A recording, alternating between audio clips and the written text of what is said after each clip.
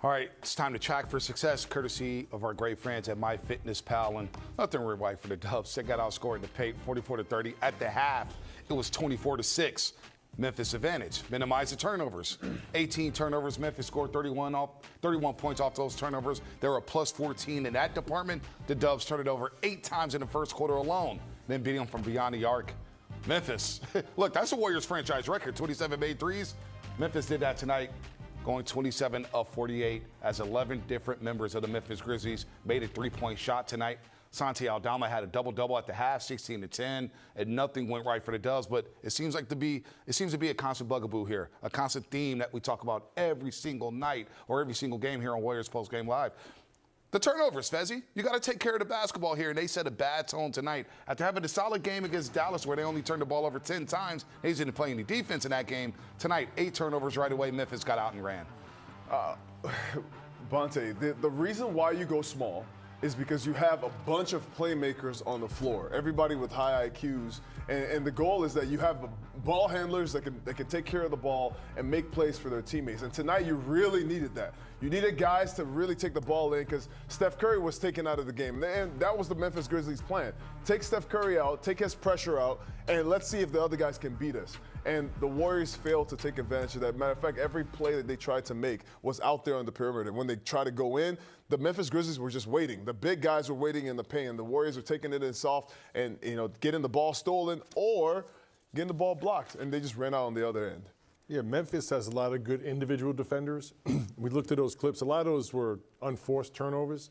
But when you have a team that's really good defensively, individually, and I thought, as Festa said, when you dictate where the ball's going, you help defense really anticipate. So the fact that they denied Steph, they knew where those drives were coming. There was help there. They knew where the next pass was going to be. So many deflections.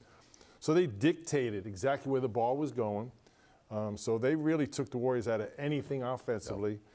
And you said, it's one thing to have them dictate style of play and physicality. It's another thing when you add to that unforced turnovers. There's no defense for that. Was it 131-17 points off turnovers? Yep. 31-17, Mully. 31-17, and the bench points 82-65 at halftime.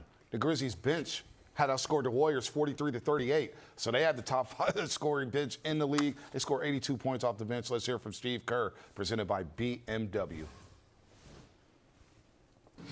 It was just a humbling night all around. I mean, they took it to us. They were great. We just couldn't get anything going first quarter. They took us out of their stuff. They did a great job defensively, and everything just went south from there. So give them credit, but we got a lot of work to do, clearly. When you say it's humbling, does that mean, you can take things from this experience and move forward from it? Humbling means what it means, right? You lose by 51. That's humbling. So, what I know about this team, I mean, this is the second time we've been blown out. We got blown out in Cleveland early in the season. So I know who we are. I know what our team is about. I know we've got competitors. I know we're going to bounce back and we're going to regroup. So I'm not concerned about that, but we got a lot of work to do to execute and learn how to execute under pressure and take care of the ball and get good shots. And so we'll, as I said, regroup tomorrow in Minneapolis and have a practice and get ready to go Saturday. Steve, how much of this was trying to incorporate Dennis, a new player, into the mix, or just the cumulative effect of losing 9 of 11 now?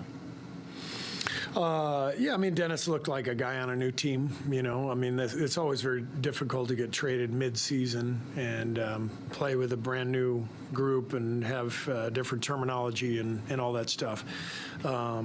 But look, they did a great job on Steph, denying him everywhere, making his every catch difficult. And so this was about Memphis. They've been one of the hottest teams in the league, and they played a great game. They made 27 threes, 27 for 48. But it was their defense early on that, took us out of what we were trying to do, and I give them credit for it. And Yeah, we've lost, what is it, 9 out of 11. So we're reeling, and we gotta get it back, clearly. With J.K. going back to the bench, what did you take from his 6 games in the starting lineup? Yeah, I mean, J.K. has bounced in and out of the lineup, starting, coming off the bench. I really like his scoring off the bench. Tonight wasn't his night, but it wasn't any of our nights, including mine. So, I don't take anything from anyone's individual performance. It's a collective, team thing. And that's been the challenge here this year is, figuring out the combinations, the best combinations, putting together the puzzle, and trying to help each guy be the best version of himself. And so that's the challenge. We got to figure that out, and we'll keep moving forward. All right, time now for the team stat comparison, and it's nothing really to compare. It was all Memphis all night long. The Warriors never led this basketball game. That's right, folks, a wire-to-wire win for the Memphis Grizzlies.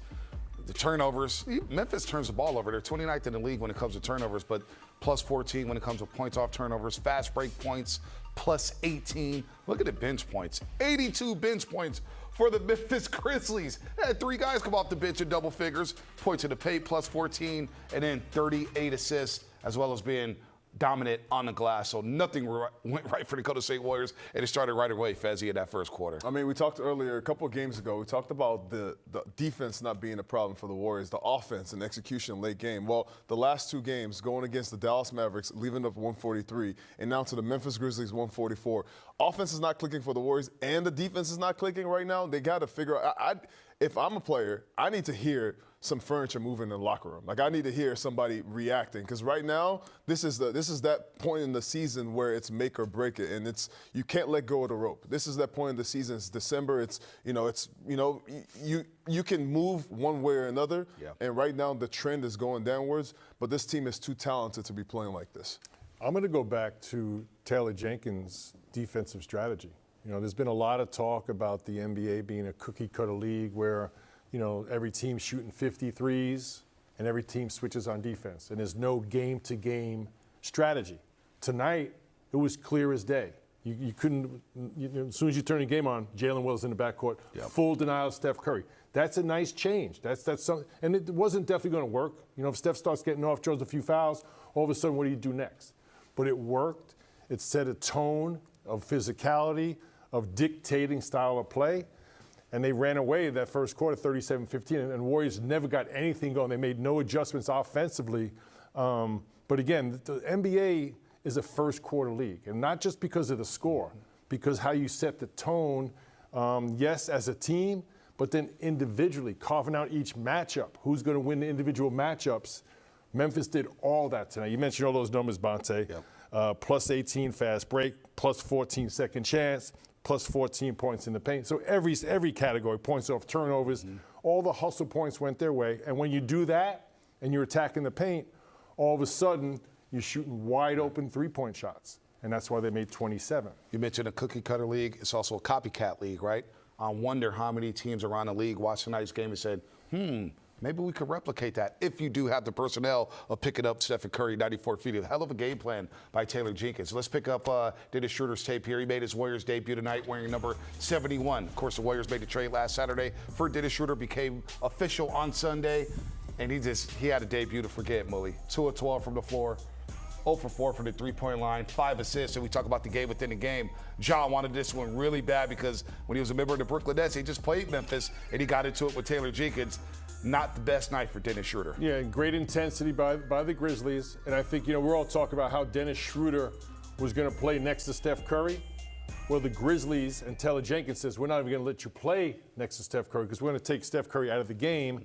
The next option really was run the shot clock down and take a contested shot. So the adjustment was not there offensively. And you're right, Bonds. I think the Warriors now they have to prepare for something like this.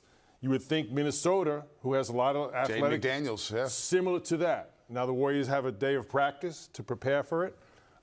Look, Steph Curry's never going to have a game like that, but the fact that as soon as you turn the game on, you saw a defensive adjustment and a physicality with the Grizzlies that ultimately won the game for them.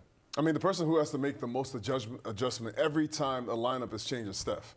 Because now I have to adjust to every new player that comes into the lineup. Tonight you had two bigs in Draymond and Kevon Looney playing, and then you also had Andrew Wiggins. So the Memphis Grizzlies said, we're just going to force Dennis Schroeder and Andrew Wiggins to be the guys handling the ball and creating plays. Draymond Green and Kevon Looney, we're going to take you out of the game because now you can't set screens for Steph Curry because we're face guarding him the whole time. And Draymond got some fouls early, took him out of the game himself, and then the Warriors were in scramble mode the whole time. So Dennis Schroeder this was like a baptism by fire for him. Coming into a game where the Memphis Grizzlies were just, they were ready to go tonight. And the Memphis Grizzlies started big with Zach Edey and Jaren Jackson Jr. So Steve counted with his two bigs, but there was not enough offense on the floor. So we're talking about Dennis Schroeder. So all of a sudden, Dennis Schroeder was coming to this game, I got to get Steph Curry off. All of a sudden, Steph's totally face guarded. That next option wasn't there. Stu point, Fezzi, 15 different starting lineup for the Golden State Warriors. So a lot of moving parts. They've only played 26 games here. But one guy who has been constant and consistent, and that's Andrew Wiggins. Andrew Wiggins has balled out this season, and he brought us 6 of 11 from the floor, made 4 of his 5 three-point attempts. Fezzi fell 19 points for him, just 1 rebound, but a bright spot in an otherwise dismal night for the Warriors out in Memphis. Wiggs did his job. He came out here, he was aggressive to start the game, hit a couple of shots there in the first quarter. At some point, you looked up in the first quarter. Warriors scored, I want to say they scored 15? 15 points 15 points in the first quarter. Wiggs had 9. Yep. JK had 4. And that was it. Dennis Schroeder had 2 points. So the Warriors' offense was stagnant to start. Wiggs took it upon himself. He's a ball handler that can score. And he tried to take advantage of the fact that Steph Curry was taken out of the game, so there was a little bit of space. But there has to be a way to get JK and Wiggs going, and everybody else has to be involved in that scoring if Steph is going to be guarded like that. Yeah, Wiggins is having a really good year. Played a solid game. But to me, when this Warriors team is at its best, he's their number 2 scorer. He's their second best player. And for the opposing team, they don't really have a matchup for him. He can go inside, he can go outside. You saw so many open shots there because of, even the gravity of Steph Curry. Not that he got a lot of shots, but they're still putting so much energy into guarding Steph. But when this team is at its best, to me, Andrew Wiggins is the clear number 2 guy. Yeah, I'm with you there. He's been having a spectacular season. Go ahead. Though. Got to have more glass. More rebounds from was it many rebounds available, Fezzi? Just like Sunday. 21 There's minutes. a lot of 21 rebounds minutes. available. Well, they made 54% of their shots. What about the Warriors? You got to get back on D. Minus 24 in the glass, man. Maybe they're just getting ready for the All-Star game. I have no idea. We'll discuss the new format coming up on Toyota Warriors Postgame Live. Toyota.